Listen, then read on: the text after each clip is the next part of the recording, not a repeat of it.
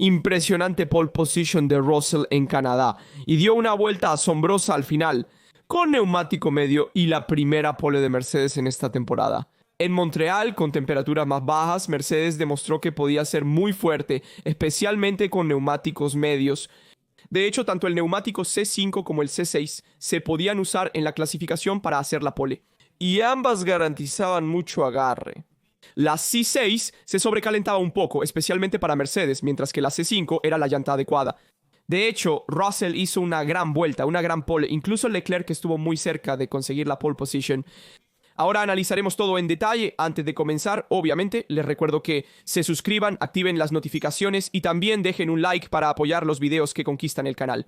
Les agradezco mucho todo el apoyo. Comenten su opinión sobre las calificaciones y empecemos ya con el análisis. Quiero comenzar con los tiempos. Russell en la pole position con 1:10.899 delante de Max Verstappen con 1:11.059. Tercero Piastri 1:11.120, cuarto Antonelli 1:11.391, quinto Hamilton, sexto Alonso, séptimo Norris, octavo Leclerc, noveno Aguiar, décimo Albon. Las dos Ferraris se encuentran con Hamilton a 6 décimas y Leclerc a 7 décimas. En la habitación de Russell, que habían visto hasta ese momento allí, hasta el Q3, los intervalos muy cercanos, y en cambio al final del Q3 los intervalos se han hecho ver, porque 6 décimas Hamilton, 7 décimas Leclerc son muchas. Hay que decir que Leclerc cometió un error en el último intento y desafortunadamente no pudo finalizarlo, porque lo hizo. Miren, ya se puede ver incluso en estos tiempos, desde los últimos sectores. Hizo 19 sets en el primer sector. ¿Cuándo es el mejor tiempo hecho por un piloto? En el primer sector está el set 19 de Verstappen y también el set 19 de Russell. Entonces realmente fue un buen primer tiempo intermedio. Luego Leclerc cometió un error en el segundo sector y entonces no tuvo éxito al inicio del segundo sector y por lo tanto no pudo finalizar la vuelta. El error de Leclerc, chicos, es un error que él atribuyó a la zona sucia. Lo dijo. En mi opinión, Ajar estaba delante y me afectó, influyó en el equilibrio del monoplaza y en la zona sucia que me llegó. Vamos a ver juntos el momento en que Leclerc se equivoca. Y vemos, es Aguiar. La distancia era considerable, pues Aguiar no estaba atacando en ese instante. Y aquí vemos el primer control. En la transmisión, Rosberg comentó que Leclerc estaba haciendo una vuelta asombrosa y perfecta hasta ese momento. Luego, Leclerc cometió un error y Rosberg evidentemente le echó el mal de ojo.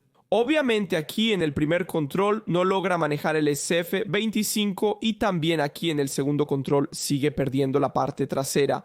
Entonces ambos son errores de pérdida de la parte trasera que ocurren durante el recorrido. En mi opinión, esto no se debe tanto al aire sucio, aunque seguramente habrá influido mínimamente, pero más a un equilibrio muy sensible de su SF25 que luego con goma blanda, es decir, con la C6, lo llevé a manejar de peor manera si queremos las temperaturas. Probablemente tuvo un sobrecalentamiento del eje trasero y por lo tanto no pudo manejar el monoplaza. Y por eso cada mínima variación, que puede ser el aire sucio de un piloto delante, que puede ser una ráfaga de viento, que también puede ser una curva que has enfrentado de manera diferente. Y entonces es la parte trasera más sobrecalentada. Si queremos, bueno, va a influir y puede llevarte a cometer un error. En mi opinión, esto es lo que sucedió con las Leclerc. Y de hecho dijo incluso después en las entrevistas posteriores a la clasificación, él mismo dijo que estaba seguro podíamos luchar por la pole position. Es cierto, Charles estaba allí luchando por la pole y es algo que nadie esperaba. Después de la práctica libre, 2 les advertí que Ferrari no estaba bien posicionado. En la práctica libre, 3 vimos una mejora. Han cambiado ambos motores, tanto en el monoplaza de Leclerc como en el de Hamilton, instalando la tercera unidad de potencia completa. Y tiene sentido porque en Canadá se suman altas velocidades en el último sector y se necesita tener una parte híbrida lista, especialmente en carrera. Y por lo tanto era una Ferrari que podía luchar por la pole. Y en cambio, dijo Leclerc, ahora, viendo los resultados, estamos a 8 décimas y por lo tanto no estoy feliz. Estoy enojado y lo mismo repitió Vasseur. que hay frustración después de lo que habíamos visto. De hecho, dijo, hay mucha frustración después de la sesión, porque teníamos el potencial de hacerlo mucho mejor. Charles fue el más rápido hasta la curva 6, también lo vimos en los tiempos intermedios. Su primer sector es el más rápido. Y es una lástima porque hizo una buena recuperación desde el viernes, después de un viernes difícil, después de un accidente que tuvo Leclerc en la curva 4. Y entonces la frustración está ahí. Seguro que también hay frustración para mí. Chicos, ¿por qué no esperaba que Leclerc fuera tan fuerte? Desde el práctica libre, 3, sin embargo, logró ir fuerte de inmediato y en la clasificación era efectivamente el favorito para la pole. O al menos estaba en la primera fila. Es una lástima porque empezar desde atrás en la 8ª posición cambia la carrera. Hemos visto este año cuánta diferencia hacen las calificaciones en comparación con la carrera, cuánto influye también el aire sucio en estos coches. Lo hemos visto tanto en la clasificación, pero también lo veremos en la gestión del ritmo de la carrera. Aquí, en cambio, fue un momento en el Q2, la primera vez donde realmente vi a Ferrari que podía luchar por la pole en Q2. A 5 minutos del final vimos a un Leclerc en primera posición, 1:11.6 por 12 milésimas delante de Verstappen. En resumen, un Leclerc realmente muy fuerte. Especialmente en el segundo sector. De hecho, mencionaron que el primer sector era el talón de Aquiles de Ferrari. Lo había hecho muy bien en Q3 con un sector fucsia y luego se equivocó en el segundo sector, que teóricamente era el más favorable para el rojo. Pero antes de ir a ver la telemetría, quiero mostrarles también las declaraciones de Hamilton, porque hemos escuchado a Hamilton opinar sobre el monoplaza. Y entonces veamos esta. Quiero mostrarles las declaraciones donde dice, aquí está: este coche es como alguien que no sabe bailar, alguien que no tiene ritmo. ¿Saben a qué me refiero? Y en mi opinión tiene razón de alguna manera porque este coche también se puede ver desde adentro, no es fluido en la conducción. No responde como el piloto quisiera, hay que conducirla justo al límite como lo hace Charles con la configuración. O intentar adaptarse a su rendimiento y luego tratar de no exagerar porque de lo contrario cometerás un error. O incluso puedes usarlas de manera incorrecta, sobrecalentando los neumáticos. Y en esto él tiene razón. Es un coche gruñón. Se puede ver también en el comportamiento, tanto a bordo como desde las tomas exteriores. Se puede ver que siempre hay alguna corrección que hacer. Siempre hay un poco de sobreviraje, también hay subviraje. Siempre hay que modificar el equilibrio del monoplaza porque nunca es el correcto. En resumen, es un coche que no responde como quisieran, tanto por parte de Hamilton como por parte de Leclerc, especialmente por parte de Hamilton. Y entonces también hemos visto declaraciones de Hamilton que se ha pronunciado sobre Mercedes y dijo, he oído que nunca habríamos conseguido la pole position, refiriéndose a sus actuaciones, y dijo, en cambio, Mercedes ha traído actualizaciones. Lo he oído y les felicito, su coche siempre se ha adaptado a esta pista. Y es cierto, porque incluso en el pasado, Mercedes siempre ha sido fuerte en Canadá. Además, ha traído algunas actualizaciones que han llevado a Mercedes a conquistar la pole aquí en Canadá, para ser más competitivo en la clasificación. Porque cuidado con el ritmo de carrera, en mi opinión, Red Bull y McLaren siguen siendo superiores. Por nuestra parte, Hamilton dice, creo que de todos modos ha hecho una mejor actuación, incluso en comparación con el año pasado, viendo cómo le fue a Ferrari el año pasado. Pero todavía hay mucho trabajo por hacer y veremos si podemos conseguir el podio. Ese es nuestro objetivo.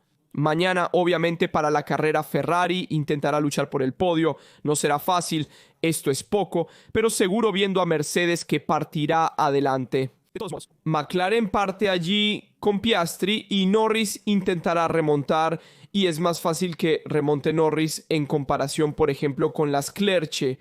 Pero veremos, nunca digas nunca. Pero antes de analizar, antes de hablar también sobre McLaren y todos los tiempos, quiero mostrar también la telemetría. Entonces, la telemetría. Tomé la vuelta de Russell, Verstappen, Piastri y Hamilton en la clasificación haciendo una comparación. Quiero detenerme especialmente en la última chicane. Mira la última chicane, en este caso, mira cuánto mejora Piastri sobre el tiempo de Russell. Logra reducir mucho, desde 3 décimas y 5, que es la diferencia al final de la última recta. Antes de la última chicane baja 2 décimas, logra recuperar 1 décima y 5. Solo en la última chicane porque la McLaren logra enfrentar los bordillos de una manera claramente mejor que la Mercedes, pero también mejor que los otros equipos. Si hemos visto que Ferrari en la última chicane va alrededor del bordillo y no llega a tocar ni el disuasorio interno con el naranja, bueno, McLaren logra ser más agresiva en los bordillos, teniendo una configuración un poco más suave, pudiendo permitirse ceder una configuración tan suave. Y así recupera mucho en el último sector, en la última chicane. Red Bull y Ferrari pierden ligeramente, mientras que Mercedes se mantiene igual. Sin embargo, es McLaren quien logra marcar la diferencia sobre todos los demás. La última chicane lleva una velocidad de recorrido muy alta de 151 km por hora en comparación con los 137 de Verstappen, 134 de Russell y 135 de Hamilton. Si miramos al torrente, Ferrari es la que tiene la velocidad de recorrido un poco más baja. Junto con Mercedes, sin embargo, Ferrari es la que tiene más dificultades en la rotación del monoplaza. Por lo tanto, siempre este subviraje marcado, que luego lleva a tener las velocidades mínimas más bajas si queremos para hacer girar mejor el coche también. Esto es lo que se nota desde la telemetría. De hecho, Hamilton pierde mucho, especialmente en recorrido y en la parte donde la velocidad es más baja, más que en la frenada. Por lo tanto, este es el comportamiento de Ferrari y probablemente se puede luchar por el podio en la carrera. Veremos un poco cómo va. Díganme su pronóstico en los comentarios. Me arriesgo, chicos. Viendo esta es la clasificación. Russell, Verstappen, Piastri, Antonelli, Hamilton, Alonso, Norris, Leclerc, Aguiar, Albon. En mi opinión, podríamos ver a un Verstappen que también podría luchar por la victoria y por lo tanto, cuidado, no subestimen a Max y podríamos ver a Verstappen, Piastri, Russell. Les doy mi pronóstico del top 3 en la clasificación. También quiero mencionar algo sobre Alonso. Sexto, un Aston Martin en claro crecimiento. Hizo el tiempo con goma media. Hemos visto que Alonso ha ido muy fuerte en el práctica libre 3 al igual que el Aston Martin. Desde Mónaco en adelante, de hecho desde Imola, si queremos estar realmente bien, también gracias a las actualizaciones y también gracias a la llegada de Adrian Newey. A JR Renault no hizo una buena actuación, pero aún así esperaba un poco más. Albon, décimo, está viendo también las actuaciones de Sainz, 17º incluso por Williams. Quizás esperaba algo más, pero no pude extraer el máximo potencial, si quieres, del coche. Comenten su opinión, su pronóstico para la carrera. ¿Creen que Ferrari puede luchar por el podio? En mi opinión no será fácil, Hamilton lo intentará, pero para Leclerc parte octavo. Detrás de Norris tendrá que intentar pasar a Norris porque de lo contrario Norris tiene un ritmo más rápido que Leclerc en la carrera. Veremos, seguro se disputarán, díganme su opinión. Recuerden dejar un like, suscribirse y activar las notificaciones para no perderse ningún video del canal. Les agradezco todos los mensajes y comentarios de apoyo, por favor, un me gusta de apoyo es fundamental. Eso es todo desde Rastro. Hasta el próximo video.